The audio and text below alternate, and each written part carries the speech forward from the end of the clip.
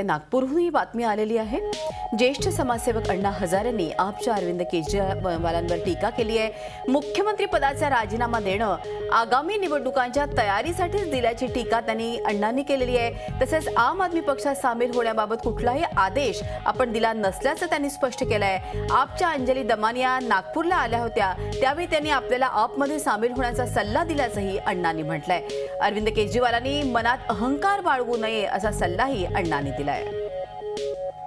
एकूणच या संदर्भात अधिक माहिती देण्यासाठी आपल्याबरोबर नागपूरहून आहेत अखिलेश हळवे। अखिलेश, एकूण आपण बघतोय की अण्णांनी टीका केली आहे केजरीवालांवर। सीएम पदाचा राजीनामा देणं आगामी निवडणुकीची तयारी आहे, मनात अहंकार बाळगू नये असाही एक सल्ला दिलाय, काय सांगाल?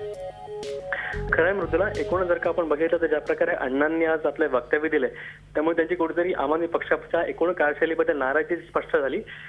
एकूण ज्या प्रकारे आम आदमी पार्टीने सगळ्यांना भ्रष्ट करण्यात असल्याचा आरोप सुरू केला होता आणि आपण स्वच्छ असं सांगण्याचा प्रयत्न केला होता, तर अण्णांनी स्पष्टपणे आम आदमी पार्टीला आणि केजरीवालांना कानपिचक्या दिल्या आहेत की या संबंधीचा अहंकार पाळू नये असं स्पष्ट त्यांनी केजरीवालांना एका प्रकारे सांगितलंय। यासोबतच ज्या प्रकारे आपला सत्ता सोडून लोकसभा निवडणुकीची तयारी करतायत त्यामुळे एकूणच या पक्षाच्या मनात किंवा या केजरीवालांच्या मनात सत्तेच्या मागे धावण्याचा प्रयत्न सुरू आहे का असं देखील प्रश्न विचारला। आणि यासोबतच इतकंच नव्हे तर मागे काही दिवसांपासून जे सातत्याने आम आदमी पार्टीच्या नेत्यांकडून सांगितलं गेलं होतं की अण्णांनीच कुठेतरी आपल्या कार्यकर्त्यांना आपमध्ये जाण्याचा सल्ला दिलाय, तो मुद्दा देखील खोडून काढला अण्णांनी। एकूणच आम आदमी पार्टीच्या कार्यशैलीवर अण्णांनी आज जोरदार टीका केली। धन्यवाद अखिलेश, ही माहिती दिल्याबद्दल। अखिलेश हळवे आपले प्रतिनिधी आपल्या बरोबर होते। तर आपण बघतोय की नागपुरात अण्णांनी केजरीवालांना एक चांगला सल्ला दिलेला आहे, कुठेही अहंकार करू नये। आणि अर्थात त्यांचं असं म्हणणं की यांनी हा जो सीएम पदाचा राजीनामा दिलाय ही एक प्रकारे आगामी निवडणुकीची तयारी असल्याचं देखील उपरोधिक विधान अण्णांनी केलंय।